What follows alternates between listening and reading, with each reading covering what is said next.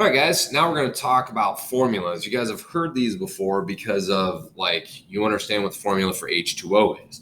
So a chemical formula shows what atoms and how many. And how many. So here I have several chemical formulas up.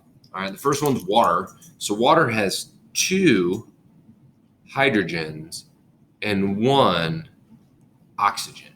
All right, and you can see that from the chemical formula, excuse me. This one, Al2O3, has 2 aluminums and 3 oxygens. All right, over here, I'm going to say this last one in here. It's pretty special. So MgCl2, this is 1 magnesium and 2 chlorines. And then here we get 12 carbons, 22 hydrogens. This is sucrose. And 11 oxygens. I know that's not 110. That's 11 oxygens. Here, I'll put a little dash there so you can tell the difference. All right. Now this one right here, this one works a little differently. So we have 1 aluminum, 1 Al, but this 3 is going to distribute between all of these because we have 3 units of C2H3O2. So we end up having 6 carbons, 9 hydrogens, and 6 oxygens. Okay, so that's what we're looking at with those sort of chemical formulas. An allotrope is 2 forms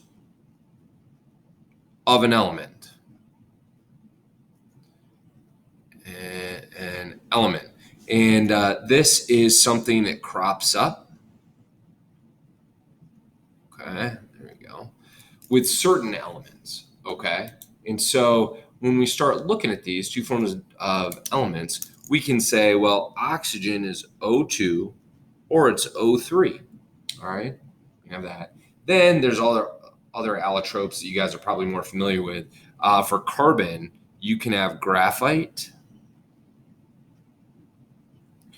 Diamond is another one. And then there are things called fullerenes, which look like soccer balls with hexagon and pentagon panels. All right. So as we move forward, the empirical formula, this one is the formula, but here we have the lowest ratio of atoms. All right. Now this one,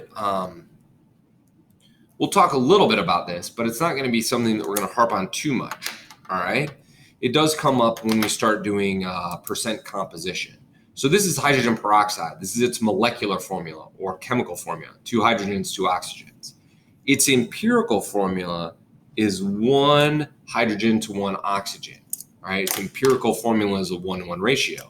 This is hydrazine. It's a rocket fuel. It's N2H4. Well, its empirical formula is NH2. Water, H2O, has an empirical formula of H2O. It's for sure possible, you can do this, to have the same chemical formula as you have empirical formula. That's fine.